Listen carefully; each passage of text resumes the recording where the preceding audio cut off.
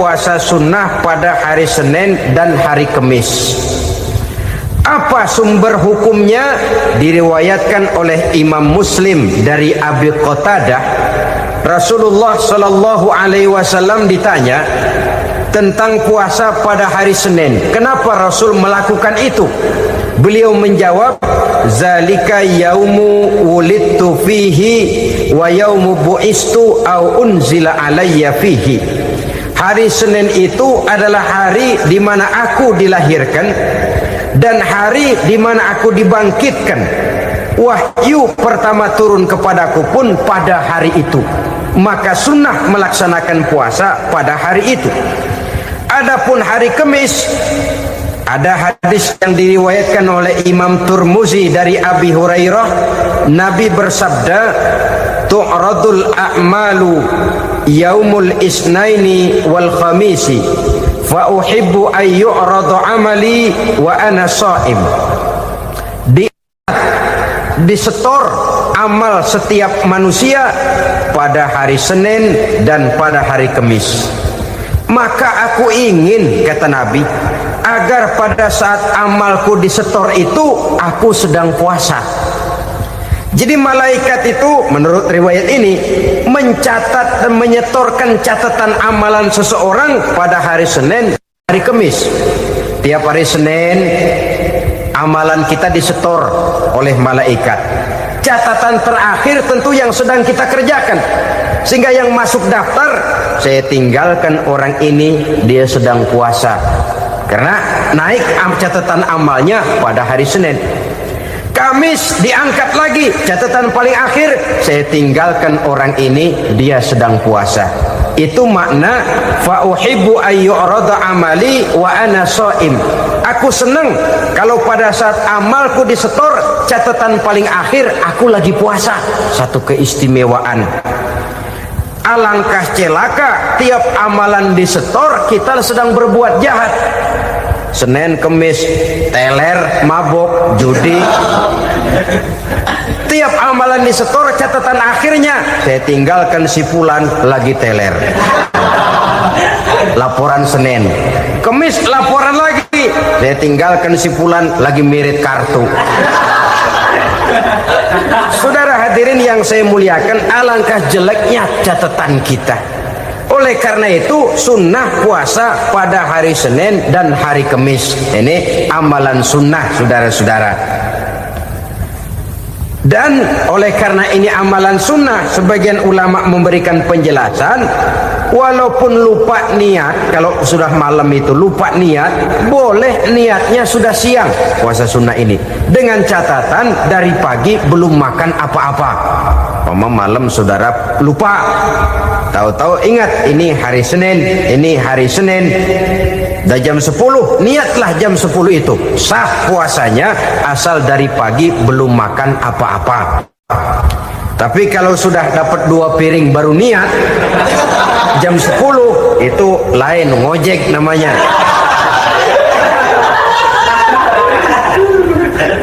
Allah Subhanahu wa ta'ala akan memuliakannya dengan 10 macam perkara. Saudara, ini keuntungannya. Yang pertama, orang yang puasa di hari-hari 10 bulan Zulhijjah diberikan al-barakah fi umrihi, diberikan keberkahan pada umurnya. Setiap kita ingin memperoleh umur yang berkah. Umur yang berkah itu yang bagaimana? Apa yang jumlahnya panjang? Mungkin. Tetapi yang jelas umur yang berkah ini adalah umur yang bisa dipertanggungjawabkan di hadapan Allah Subhanahu wa ta'ala. Artinya umur yang diisi penuh dengan kebajikan, umur yang diisi dengan segala macam kegiatan ibadah, dan umur yang dengan demikian sungguh pun kita sudah mati, jasad terkubur dalam tanah, nama kita akan tetap hidup, dikenal orang oleh karena kebajikan yang kita kerjakan. Saya kira akan lebih merupakan azab ketimbang nikmat kalau orang diberikan umur panjang tapi hanya untuk menumpuk-numpuk dosa saja. Kan lebih baik mana? Umur pendek banyak pahala, umur panjang banyak dosa. Lebih baik mana? Hah? Saya yakin yang paling baik tentu umur panjang banyak pahala. Paling sial umur pendek dosa melulu. Sudah diberikan umur pendek tidak seberapa, dosa berlipat ganda. Itu kalau orang kampung bilang tekor namanya. Rugi. Umur pendek hanya untuk menumpuk-numpuk dosa. Boleh jadi kalau umat-umat zaman dulu, saudara, mereka diberikan umur panjang. Nabi Adam, kita tahu Nabi Adam itu 2000 tahun umurnya. Nabi Nuh 950 tahun. Umatnya ya rata-rata segitu itu. Nah, kalau mereka misalnya punya umur 800 tahun, lalu 200 tahun mereka melakukan dosa, kan masih punya restan 600 tahun untuk taubat. Karena umurnya diberikan jatah panjang. Kita ini oleh Allah Subhanahu wa taala, umat Nabi Muhammad ini umurnya pendek-pendek. Kalau nyontoh Nabi 63 tahun saja. Kalau diberikan 70 tahun umur kita sekarang, itu sudah dapat jatah lebih 7 tahun. Alhamdulillah bahwa Allah memberikan saat-saat, waktu-waktu, tempat-tempat yang punya nilai istimewa, sehingga umur yang pendek ini bisa bernilai panjang, nilai ibadahnya bisa bernilai pahala seperti umat yang berumur panjang dahulu itu. Karena itu manfaatkan umur dengan baik, dan salah satu keberkahan daripada umur akan datang dengan melaksanakan ibadah puasa sunnah. Ini yang pertama. Yang kedua, az-ziyadatu fi malihi, berikan tambahan hartanya, menjadi orang kaya. Kaya apa? Kaya hati setidak-tidaknya. Karena dengan tekun dan rajin melaksanakan ibadah puasa yang segera tertanam dalam jiwa seseorang, merasakan cukup di dalam kehidupan. Itulah dia orang yang paling kaya, orang yang hidupnya paling cukup. Kalau orang sudah merasa cukup dalam hidupnya, maka itulah dia orang yang kaya. Saudara-saudara kaum muslimin rahimakumullah, puasa sunnah memberikan tambahan harta, usahanya berkembang, dengan demikian membawa keberkahan, hartanya makin bertambah, akan menunjang ibadahnya kepada Allah, lebih memantapkan dan membawa ketenangan dalam hidupnya. Itu termasuk berkahnya melaksanakan puasa sunnah itu.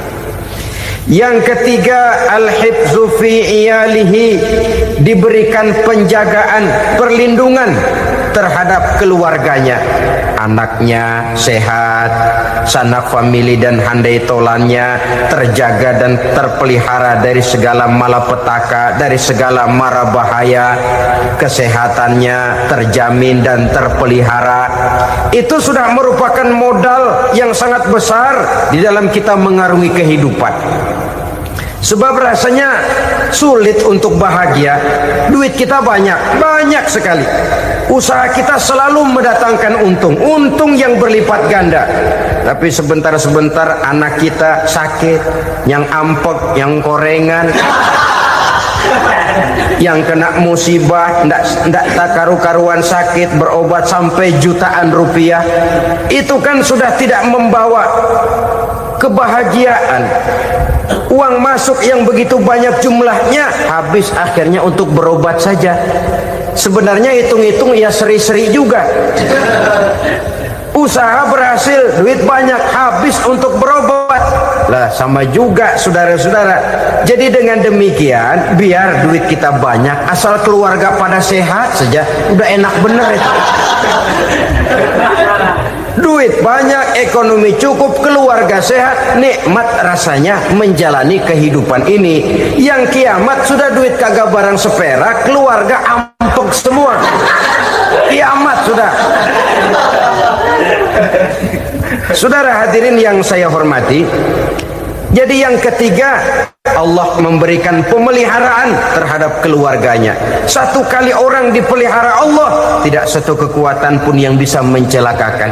Satu kali orang disengsarakan Allah, tidak satu tenaga pun yang mampu menyelamatkannya. Itulah sebabnya perlindungan Allah, pemeliharaan Allah terhadap diri dan keluarga sangat kita perlukan di dalam kehidupan ini. Dengan melaksanakan ibadah puasa, kita mendekatkan diri kepada Allah. Dengan dekat kepada Allah, maka Allah pun dekat kepada kita. Sehingga dalam hadis qudsi dikatakan, ta'arraf ilallahi firraha ya'rifka fi syiddah. Ingatlah kepada Allah di waktu kamu senang, agar Allah ingat kepada kamu di waktu kamu susah. Yang kita laksanakan kadang-kadang sebaliknya. Waktu susah kita ingat Allah, waktu senang kita lupa Allah. Akhirnya nanti pada waktu kita melarat, kebelangsak, susah dan sebagainya, pertolongan tidak akan datang kepada kita. Benar, ta'arraf ilallah firraha ya'rifka fi syiddah.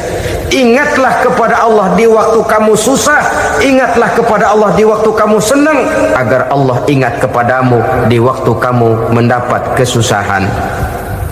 Umumnya watak manusia memang kalau sudah dapat susah, ingat kepada Allah. Waktu duduk, waktu berbaring, sambil tidur, dalam segala keadaan Allah disebutnya, Allah dimintakan pertolongannya. Tapi dikala dia berada pada posisi di atas angin, merasa senang, bahagia, Allah terlupakan. Saudara-saudara kaum muslimin, itu yang ketiga. Yang keempat, at-takfiru li sayyiatihi. Orang yang melaksanakan puasa sunnah itu diampuni segala dosa dan kesalahan yang telah dilakukannya. Dan yang kelima, at-tad'ifu li hasanatihi, diberikan balasan yang berlipat ganda dari segala kebaikan yang dikerjakannya. Satu berbalas 7, 7 bisa berbalas 10, 10 masih berbalas 100, masih ditambah dengan wallahu yudha'ifu liman yasha. Allah melipat gandakan pahala orang-orang yang dikehendakinya. Maka carilah satu kebaikan yang apabila kita kerjakan, dosa akan dihapus dan nilai pahalanya menjadi berlipat ganda. Satu kali kita bekerja, 2-3 pulau bisa kita raih dan kita jangkau.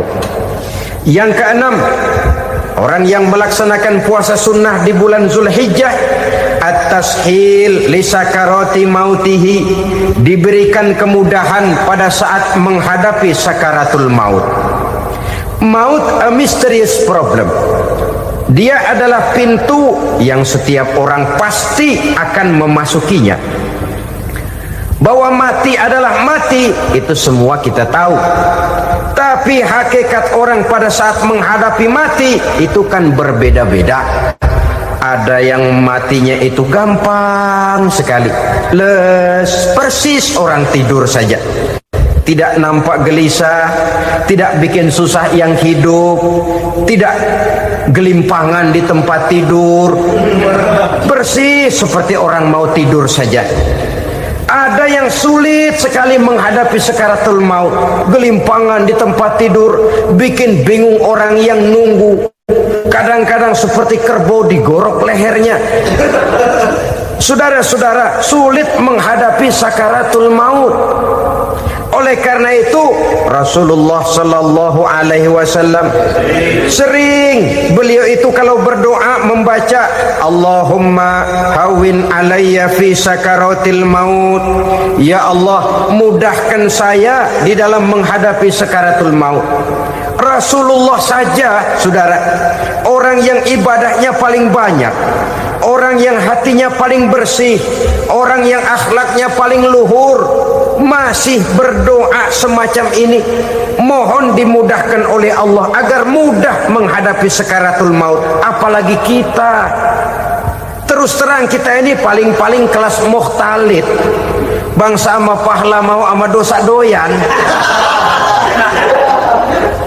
Lebih perlu lagi lagi menghadapi sakaratul maut, sehingga apabila malaikat maut datang menjemput nyawa kita, dimudahkan, jangan dibikin sulit, supaya mudah. Jadilah orang baik-baik.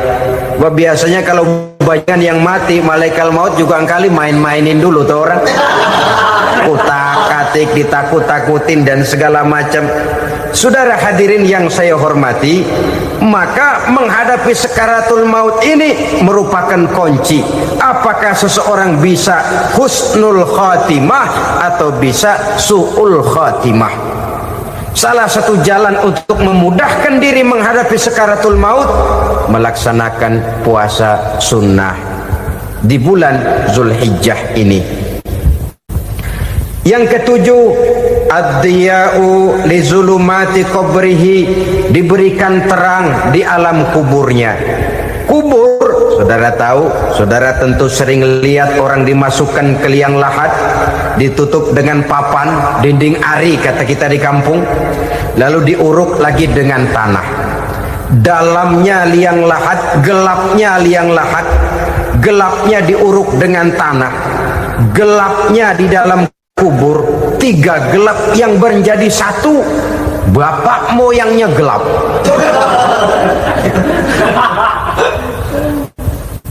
Puasa sunnah ini merupakan terang di alam kubur kita nanti.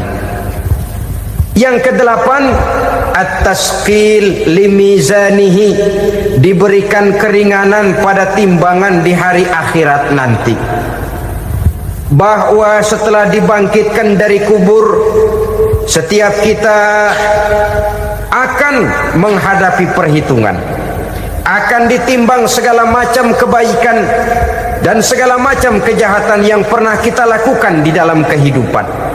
Orang yang melaksanakan ibadah puasa sunnah, at-tasqilu limizanihi, diberikan keringanan timbangan hari akhiratnya nanti.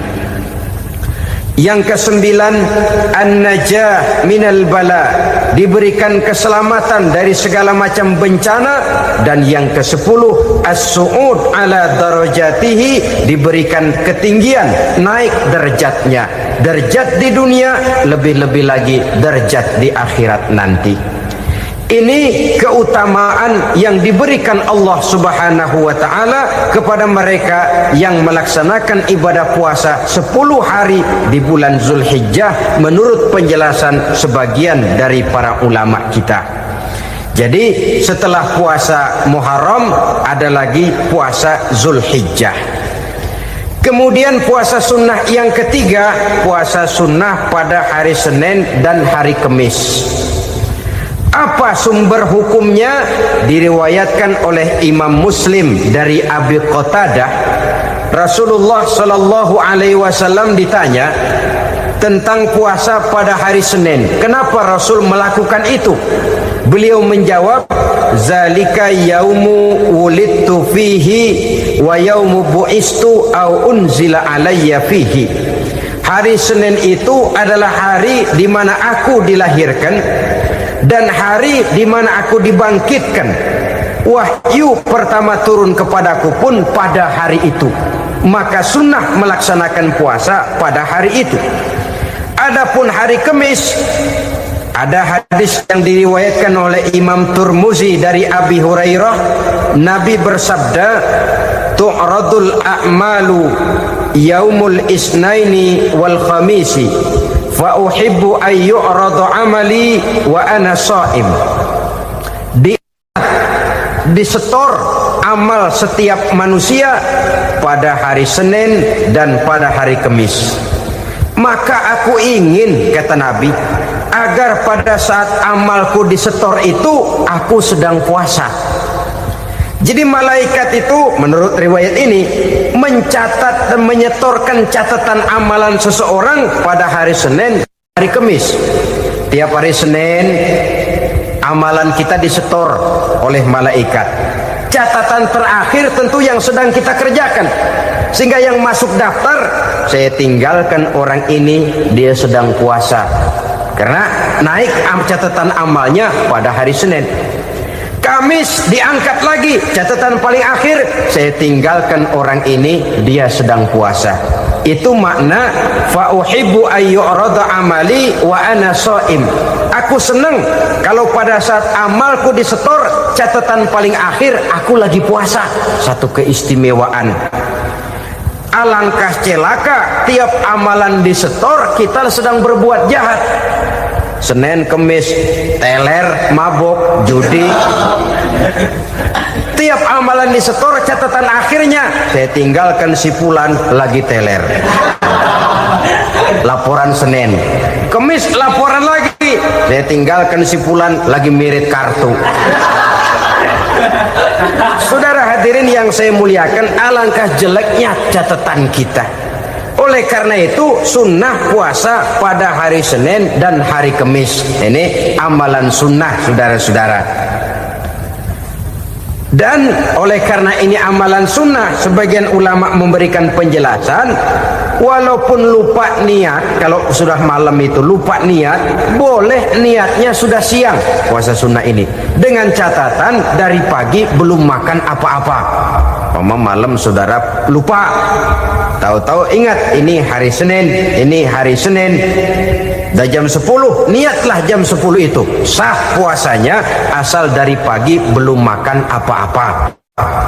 Tapi kalau sudah dapat 2 piring baru niat jam 10, itu lain, ngojek namanya. Jadi puasa sunnah yang ketiga, puasa pada hari Senin dan hari Kamis. Yang keempat, puasa jenis sunnah yang keempat, puasa 6 hari di bulan Syawal. Diriwayatkan oleh Imam Muslim dari Abi Ayyub bahwa Nabi bersabda, "Man shoma Ramadhana summa atba'ahu sittan min Syawal kana kasyamid dahri." Barang siapa yang berpuasa di bulan Ramadan, kemudian diikutinya dengan 6 hari di bulan Syawal, maka dia seolah-olah seperti orang yang berpuasa 1 abad lamanya. Allahu Akbar. Demikian besar keuntungannya. 6 hari di bulan Syawal sama dengan orang yang berpuasa 1 abad lamanya. Ini fadailul a'mal, saudara-saudara. Jangan diartikan karena menang sudah puasa 6 hari bulan Syawal, Ramadan tahun depannya lantas nggak puasa. Kenapa? Ukurannya sudah 1 abad. Bukan itu pengertiannya. Ini mendorong orang memberikan ganjaran pahala yang sedemikian besar.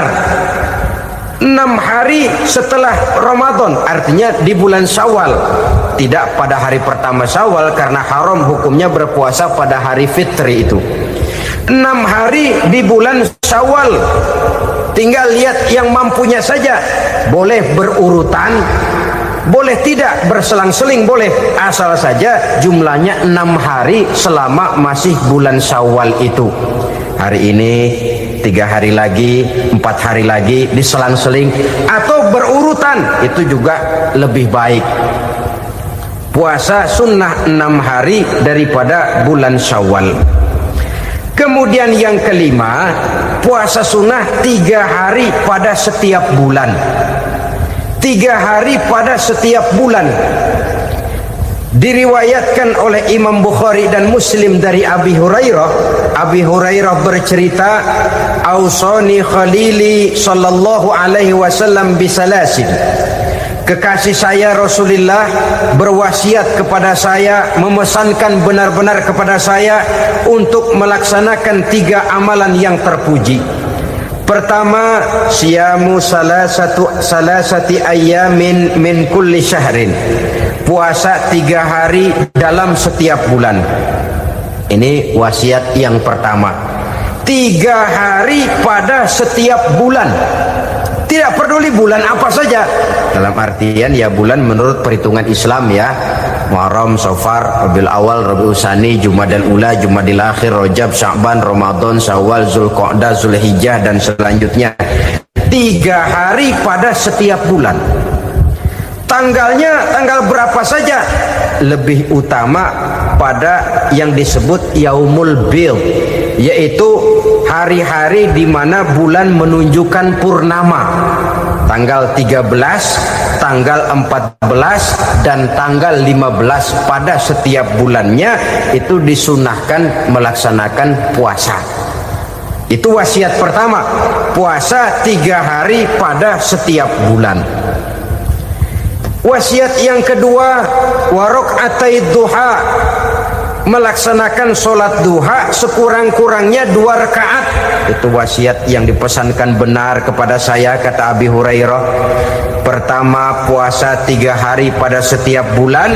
Yang kedua, usahakan jangan meninggalkan 2 rakaat minimal daripada sembahyang duha. Kita tahu sembahyang duha itu sembahyang sunnah di waktu pagi seketika matahari naik sepenggalahan. Sekurang-kurangnya 2 rakaat, sebanyak-banyaknya 8 rakaat. Di antara fadilah atau keutamaan daripada sholat duha ini yaitu menyangkut masalah rezeki dan usaha. Kemudian wasiat yang ketiga, wa an utira qabla an anama. Beliau sangat berwasiat kepada saya untuk sholat witir sebelum tidur. Artinya sholat malam sebagai amalan sunnah di dalam kehidupan kita. Jadi saudara-saudara, dalam hidup ini kita akan selalu berbentur dengan keperluan. Kalau pada suatu saat kita sudah sampai kepada tahap berpikir ini keperluan saya, tentu hal-hal semacam ini akan kita kerjakan. Kita belum tergerak melaksanakan ini semua oleh karena barangkali kita merasa belum memerlukannya. Karena itu, marilah kita berusaha di samping melaksanakan puasa yang wajib, juga melaksanakan puasa yang sunnah di dalam kehidupan kita. Ini jenis puasa-puasa yang sunnah. Kemudian yang kedua, ada macam puasa yang disebut puasa nazar. Hukum pelaksanaannya wajib apabila nazarnya sudah terwujud. Puasa nazar, puasa yang dikaitkan dengan suatu persoalan. Umpamanya, kalau saya lulus ujian, saya akan puasa 1 minggu lamanya. Begitu ujiannya ternyata lulus, dia wajib bayar nazarnya. Puasa 7 hari, tidak lagi sunnah tapi wajib karena dia nazarkan.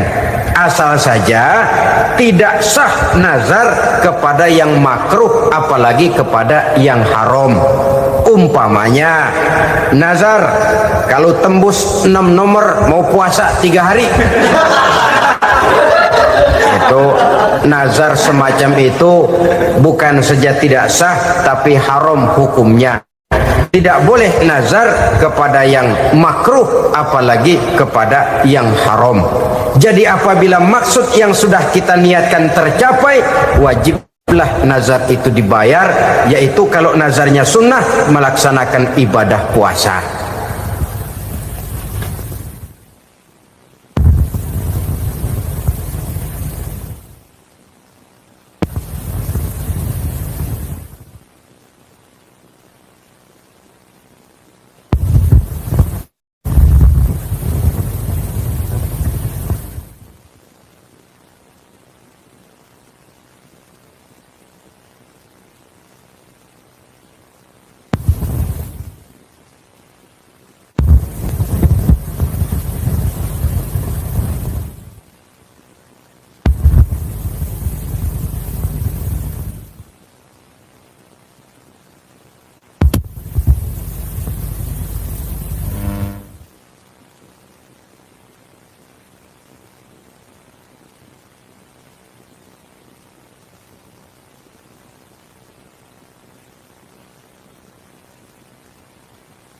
Saudara-saudara kaum muslimin rahimakumullah, jenis puasa yang ketiga kita kenal dengan puasa wajib, dan ini kita laksanakan pada bulan suci Ramadan. Tentang teknis pelaksanaan ibadah puasa di bulan Ramadan sudah pernah saya bicarakan pada pertemuan tentang Ramadan dan Idul Fitri. Pada kesempatan ini saya hanya ingin mengajak bahwa di dalam melaksanakan ibadah puasa Ramadan ini, marilah kita mengadakan evaluasi. Kenapa demikian? Barangkali secara jujur, walaupun agak berat, saya masih harus berkata, masih banyak di antara kita umat Islam yang di dalam melaksanakan suatu ibadah terjebak dalam rutinitas ritual. Apa itu rutinitas ritual? Itu bahasa susah. Berhubung saya tidak ingin bicara yang susah-susah, kita bicara yang mudah-mudah saja.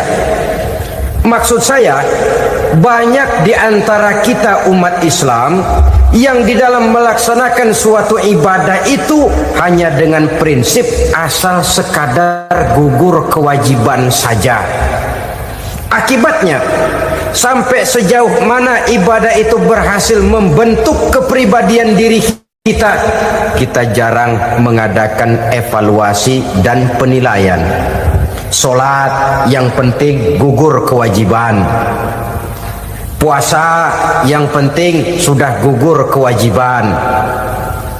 Haji yang penting sudah gugur kewajiban. Maka jangan heran kalau itu yang jadi prinsip, ibadah lantas tidak punya dampak dalam membentuk kepribadian diri. Banyak orang yang rajin sholat tapi munkarnya jalan terus. Sampai kadang-kadang kita bingung, yang sembahyang dia, yang nyolong dia. Puasanya kelihatannya tekun tapi tidak punya kepekaan sosial. Sama yatim piatu bersifat masa bodoh, sama fakir miskin malah gemes. Tidak lantas tumbuh kepekaan sosial walaupun dia sudah ikut merasakan tidak enaknya lapar dan haus.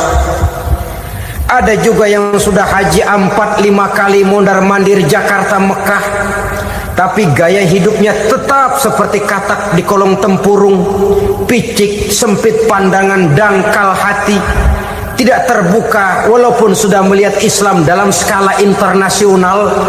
Yang dia lihat, yang dia saksikan, yang dia pandang tidak sanggup menggugah dan mengubah jiwanya, tidak bisa mewarnai pandangan hidupnya. Inilah akibatnya kalau ibadah hanya dikerjakan dengan prinsip asal sekadar gugur kewajiban. Hasilnya yaitu tadi, hajinya cuma menang topi putih sama serban.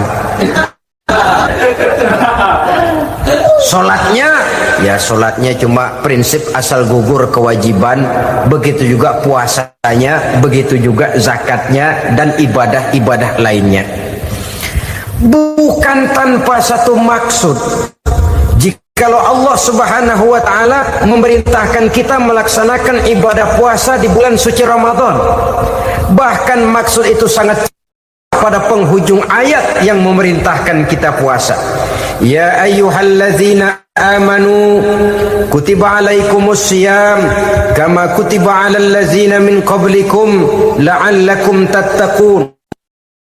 Orang yang beriman diwajibkan atas kamu berpuasa, telah diwajibkan juga kepada orang-orang yang sebelum kamu, la'allakum tattaqun, agar kamu dengan puasa itu menjadi manusia yang bertakwa kepada Allah Subhanahu wa taala.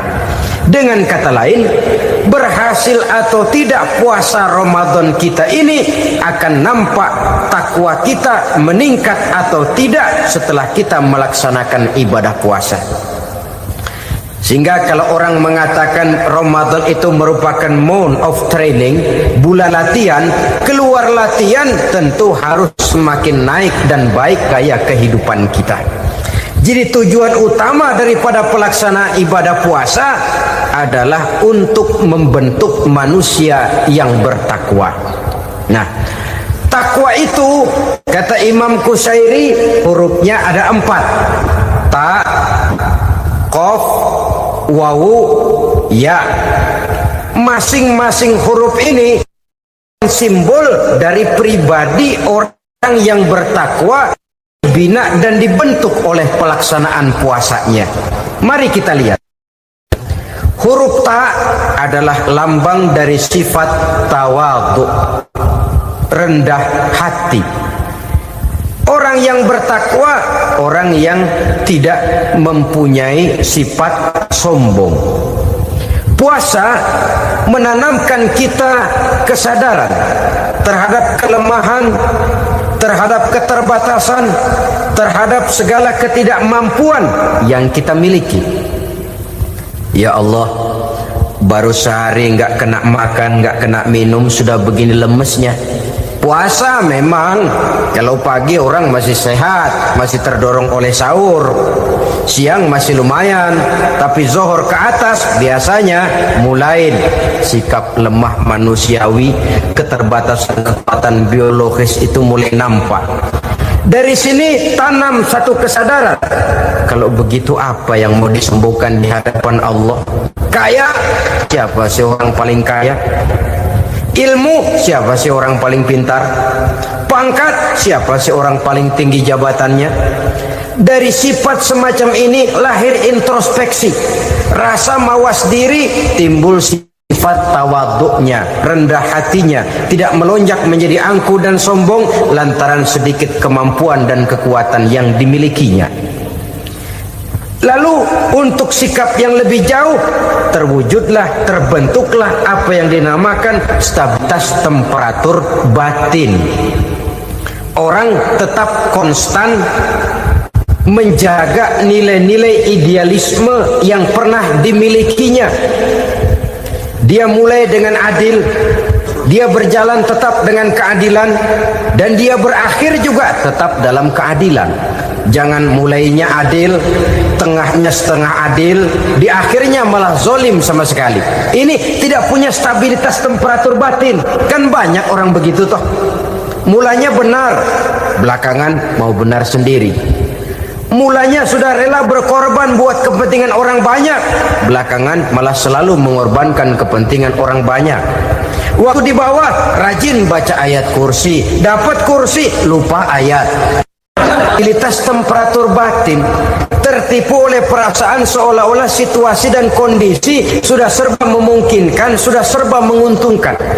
Orang yang dibentuk pribadinya oleh pelaksanaan ibadah puasa, dia sadar apapun keberhasilannya, apapun kedudukannya, apapun nilai kekayaannya, itu cuma sebagian kecil sekali dari apa yang ada pada zat Allah Subhanahu wa ta'ala. Hati tidak takabur, sesuai dengan namanya takabur dari kalimat takabbaro ya takabbaru, membesar-besarkan diri. Orang yang suka membesar-besarkan diri, orang yang tidak yakin bahwa dirinya orang besar, lalu dibesar-besarkan dirinya. Sebenarnya itu sudah satu sikap di mana dia tidak percaya kepada diri sendiri. Dirinya sebenarnya bukan apa-apa, cuma ingin dianggap besar, lalu dibesar-besarkan. Takabbur namanya. Puasa sekali lagi melatih kita menanamkan kesadaran akan kelemahan dan keterbatasan kita sebagai makhluk. Itu sikap tawadhu. Fir'aun, sudah tahu Fir'aun, lama-lama dia jadi raja, lupa diri dan lupa daratan, melonjak menjadi angkuh dan sombong sampai kepada puncak kekurang ajarannya, memproklamirkan dirinya menjadi Tuhan. Hitler juga begitu. Pendeknya orang manakala tidak ada kesadaran tentang dari mana segalanya berasal dan kemana segalanya akan kembali, dia mudah out of control.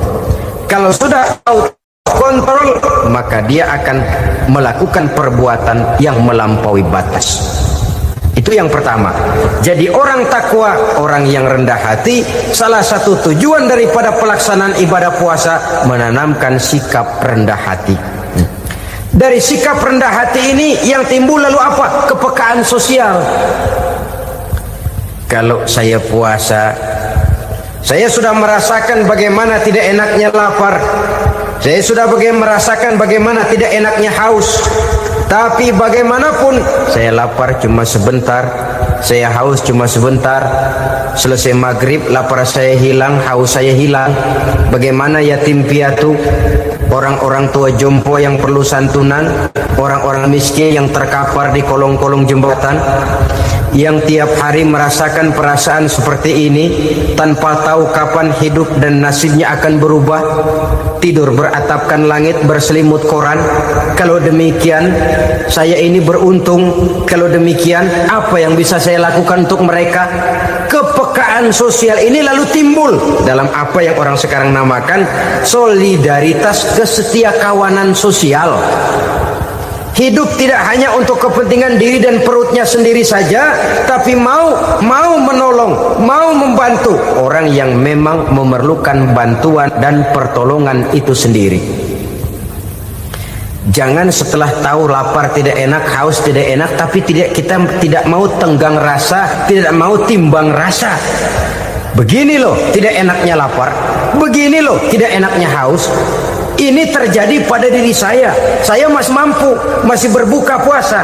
Bagaimana yang tiap hari merasakan seperti ini? Tidak Ramadan, tidak Syawal, tidak Zulqa'dah, tidak Zulhijjah, selalu kelaparan dan kehausan. Dari sana timbul kepekaan sosial. Lalu lahirlah sikap pemurah, dermawan, mau menoleh ke kiri dan ke kanan. Bahkan Al-Quran itu sampai mengancam betul. Ara'aita allazi yukadzibu bid-din fadzalika allazi yad'u al-yatim wa la mendustakan agama. Islam mendustakan Islam. Salat dia tapi mendustakan salat. Dia tapi mendustakan puasa. Siapa mereka itu? Fadzalika allazi yad'u al-yatim. Merekalah orang-orang yang meninggalkan anak-anak yatim. Wa la yahuddu ala ta'amil miskin, dan tidak pernah memberi pertolongan, tidak memerintahkan memberi makan kepada fakir miskin, walaupun dia berada pada posisi dan kondisi yang memang dia mampu. Nah, kalau dia tidak mampu itu lain soal. Dia mampu, dia tahu, dan dia diam saja. Itu termasuk yukadzibu biddin, orang-orang yang mendustakan agama. Berlindung kita kepada Allah, jangan sampai termasuk ke dalam kelompok itu. Yang kedua saudara, huruf takwa itu qaf. Qaf adalah lambang dari sifat qanaah. Qanaah artinya merasa cukup. Puasa melatih kita untuk bersikap cukup dalam hidup. Kalau kita perturutkan menjelang saat berbuka, menunggu waktu berbuka, istilah orang di Jawa Barat ngabuburit katanya. Kita menunggu saat berbuka, segalanya saja ingin kita beli, segalanya saja ingin kita minum, semuanya saja ingin kita makan. Sebab nafsu sudah begitu berupa, perut sudah sedemikian lapar, kerongkong sudah sedemikian haus, rasanya semuanya saja ingin kita telan. Tapi tahukah kita bahwa setelah maghrib berbunyi, berapa banyak yang kita makan, berapa banyak yang kita minum? Sesuaikah dengan keinginan kita tadi siang? Tadi siang semuanya ingin kita makan, tadi siang semuanya ingin kita minum. Setelah berbuka, berapa banyak yang kita makan, berapa banyak yang kita minum? Itulah kehidupan. Segalanya ingin kita kuasai, segalanya ingin kita punyai, tapi berapa sih yang benar-benar kita perlukan? Maka orang kaya adalah orang yang hidupnya cukup. Orang miskin hakikat yang selalu merasa kurang. Bagaimanapun besar rumah, banyak uang kita, berpuluh kendaraan kita, kalau hidup selalu merasa kurang, itu artinya kita masih miskin. Maka jikalau ingin menjadi orang kaya, kuncinya hakikatnya cuma satu, hati kita merasa cukup dengan yang diberikan Allah, bersyukur atas segala nikmatnya, dan dengan syukur itu nikmat itu akan ditambah oleh Allah Subhanahu wa ta'ala. Puasa menimbulkan sifat qanaah, dan qanaah adalah watak daripada orang-orang yang bertakwa kepada Allah Subhanahu wa ta'ala. seperti orang minum air laut. Makin diminum makin haus, makin diminum makin kering tenggorokan. Begitulah orang berhadapan dengan materi. Tadinya dia akan senang kalau dia merasa punya tanah ratusan hektar. Sudah ratusan hektar tidak cukup, ngelamun lagi, alangkah nikmatnya kalau bisa beli gunung. Gunung dibeli. Sudah punya gunung, lihat laut. Aduh, kalau laut juga bisa dibeli, beli lagi laut. Sudah punya laut, lihat ke atas langit, ada yang jual apa enggak ya?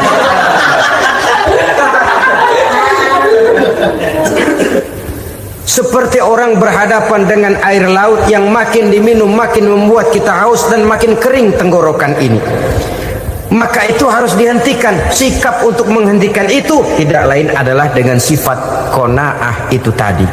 Merasa cukup dengan apa yang diberikan Allah, mensyukuri nikmatnya. Itu yang kedua. Yang ketiga, pada kalimat takwa ada huruf wawu. Wawu adalah simbol dari sifat wara dengan ain. Wara, orang yang terpelihara dirinya baik dari yang subuhat, lebih-lebih dari yang haram. Subuhat, saudara tahu, barang yang remeng-remeng.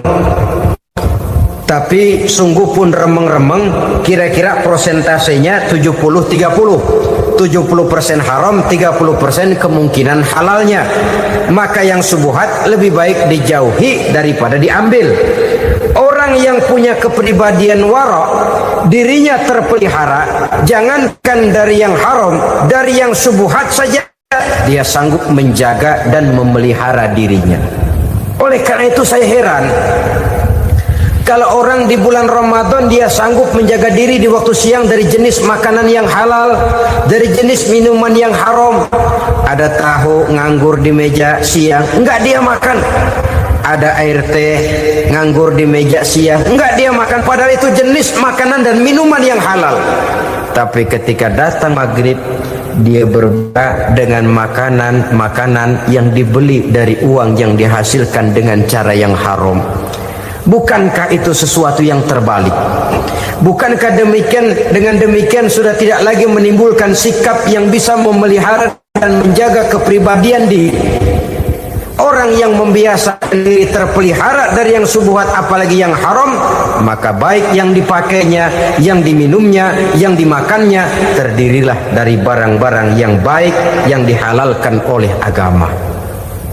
Wara. Kemudian yang keempat, pada huruf kalimat takwa ada huruf yakin. Huruf ya simbol dari sifat yakin. Orang yang puasa dibentuk kepribadiannya mempunyai satu keyakinan yang tangguh, dan keyakinan adalah ciri daripada orang yang takwa. Kita lihat yang dipanggil melaksanakan ibadah puasa ini kan iman. Karena memang sulit untuk melaksanakan puasa kalau tidak iman yang jadi dasar. Setidaknya seperti sudah pernah saya sampaikan, ibadah puasa ini memang sulit terkena penyakit show. Kalau kita sholat barangkali terangsang karena kelihatan orang lain. Kalau kita pergi haji mungkin jadi sugesti karena orang banyak tahu. Kalau kita bayar, kita jadi terangsang karena banyak orang lihat. Tapi kalau sudah puasa, puasa itu kan yang tahu cuma kita dan Allah saja. Ya, kita sholat, orang lain lihat, kita jadi rada semangat. Kita pergi haji, orang lain banyak ngantar, kita semangat. Kita bayar zakat, orang lain banyak saksikan, kita bersemangat. Tapi kita puasa, siapa yang mau nyaksiin kita puasa? Siapa yang mau memuji kita puasa? Siapa yang mau menyanjung kita puasa? Itu cuma urusan kita dan Allah. Oleh karenanya, dasar daripada pelaksanaan ibadah yang haus sedikit tenggorokan, segalanya jadi nikmatan. Tidak ada kerja yang lebih indah selain kerja yang didasarkan kepada satu keyakinan bahwa yang kita kerjakan itu adalah sesuatu yang benar. Dalam hal ini sesuatu yang diperintahkan oleh Allah Subhanahu wa taala kepada kita. Saudara-saudara kaum muslimin rahimakumullah. Demikianlah titik evaluasi kita Jangan berpuasa hanya dengan prinsip asal sekadar menggugurkan kewajiban saja, yang akan berakibat Ramadan tahun ini berakhir begitu, Ramadan terjebak menjalani rutinitas ritualnya saja. Bahkan kadang-kadang yang nyata betul, Nabi menganjurkan tingkatkan ibadah pada 10 hari yang akhir di bulan Ramadan, tanggal 20 sampai akhir Ramadan. Yang kita praktekkan malah kegiatan ibadah kita justru menurun pada 20 Ramadan yang akhir. Coba lihat 20 Ramadan ke atas, itu pasukan tarawih paling kelas 60-70 tahun ke atas. Kemana yang lain? Sudah berpikir menghadapi lebaran, berpikir pulang mudik, berpikir macam-macam. Akibatnya konsentrasi ibadah lalu buyar. Dianjurkan Rasul, tingkatkan ibadah pada 10 hari yang terakhir. Kita malah makin ke akhir makin lancip.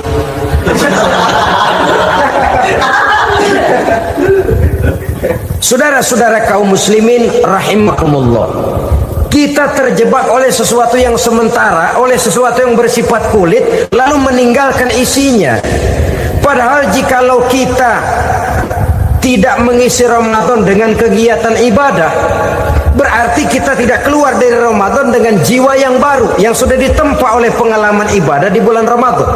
Artinya kita tidak kembali kepada fitrah, kesucian seperti saat kita dilahirkan.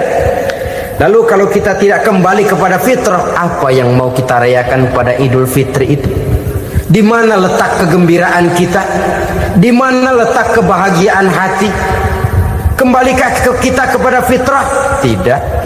Benarkah puasa yang kita kerjakan? Kelihatannya juga tidak.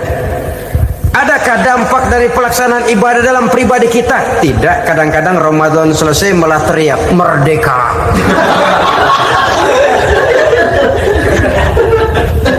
Kalau tadinya Ramadan dia merasa terhalang, mau keluar siang, mau makan siang, bulan puasa, mau minum siang, bulan puasa, mau gandengan, bulan puasa. Ramadan selesai, kibarin bendera, teriak merdeka. Lalu kembali merajalela. Saudara-saudara, dampaknya tidak akan kelihatan. Padahal puasa yang baik, la'allakum tattaqun, membentuk manusia yang bertakwa kepada Allah Azza wa Jalla. Nah, sekarang apa kemudahan dan keistimewaan yang akan diberikan Allah kepada mereka yang sampai kepada tingkat takwa ini? Al-Quran menjelaskan, pertama, may yattaqillaha yaj'al lahu makhraja. Barang siapa yang bertakwa kepada Allah Subhanahu wa taala, maka dia akan diberikan makhraja. Makhraja itu jalan keluar dari segala macam kesulitan. Jalan keluarnya ada saja. Menurut ukuran kemampuan dia tidak mungkin, mustahil, tidak bisa, mana mungkin. Tapi pada waktunya ada saja jalan keluarnya. Termasuk jenis yang yaj'allahu makhraja. Orang yang bertakwa kepada Allah selalu diberikan jalan keluar dari segala kesulitan yang dihadapinya. Siapa sih orangnya yang tidak pernah sulit dalam hidup? Siapa orang yang tidak pernah mengalami kesulitan? Tapi kadang orang menilai, itu kelihatannya hidupnya enak aja ya, kayaknya nggak pernah mengalami kesulitan. Sebenarnya bukan tidak pernah mengalami kesulitan, Allah selalu memberikan jalan keluar dari segala kesulitan yang dihadapinya. Nah, kalau Allah yang memberikan jalan keluar, tentu sangat mudah sekali. Orang yang bertakwa diberikan jalan keluar dari segala macam kesulitan. Satu. Yang kedua, wa yarzuqhu min haitsu la yahtasib. Dia akan diberikan rezeki oleh Allah dengan jalan yang tidak disangka-sangka. Rezekinya datang dengan cara yang tidak disangka-sangka.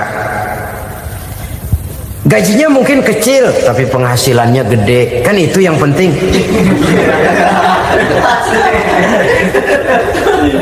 Gaji dan penghasilan kan lain tuh. Boleh jadi gaji kecil, asal penghasilan gede kan nikmat hidup itu. Nah, penghasilan ini ada yang bisa kita perkirakan. Bisa kita perkirakan. Misalnya gaji itu tadi.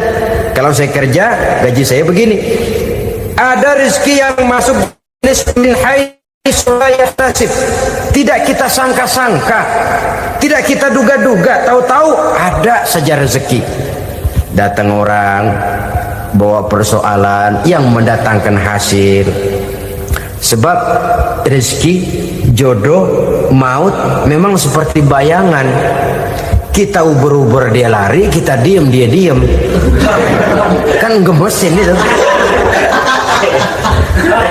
Bayang-bayang itu begitu, kita kejar dia lari. Rezeki juga begitu, kita diam dia diam. Setengah mati yang namanya rezeki kita cari, kita uber ngobek sampai ratusan bohong kita kerjain. Tapi memang belum waktunya, ya sulit untuk tembus. Tapi kadang-kadang giliran kita nongkrong di rumah, datang orang bawain rezeki. Itulah yang namanya rezeki. Tapi ini untuk orang yang bertakwa. Kalau tidak punya kredibilitas takwa, jangan lalu pakai ayat ini. Diberikan Allah dengan rezeki dengan jalan yang tidak disangka. Kan ada ayatnya dah, kita mah manteng aja di rumah dah. Ntar juga tuh rezeki datang. Ini fasilitas yang diberikan kepada orang yang wa may yattaqillah, bertakwa kepada Allah, yarzuqhu min haitsu la yahtasib, diberikan rezeki dengan cara yang tidak disangka-sangkanya. Maka kadar ketakwaan jangan membuat kita buruk sangka. Tuh orang ya nggak kemana-mana, duitnya ada aja. Kalau dia takwa, Allah berikan jalan keluar. Yang lantas ngelihat kiai orangnya ahli ibadah, ilmunya tinggi, akhlaknya luar biasa, takwanya tinggi, rezekinya lancar, lalu husnuzon nih kiai nggak kemana-mana, duitnya banyak, miara tuyul kali ini. Itu termasuk jaminan Allah yang masuk kategori min haitsu la yahtasib. Yang ketiga, yaj'al lahu min amrihi yusra, dimudahkan segala urusannya, dimudahkan segala urusannya. Kemudian yang keempat, yukaffir anhu sayyiatihi wa yu'azzim lahu ajra, diampuni segala kesalahannya dan dibesarkan pahala kebaikan yang dikerjakannya. Maka mudah-mudahan puasa yang kita kerjakan mengantarkan kita kepada ketakwaan kepada Allah, dan takwa membuka janji Allah kepada kita di dalam kehidupan ini. Inilah saja yang kita bicarakan pada pertemuan ini. Mudah-mudahan ada manfaatnya. Terima kasih atas segala perhatian. Mohon maaf atas segala kekurangan. Usikum wa nafsi bitaqwallah. Wassalamualaikum warahmatullahi wabarakatuh.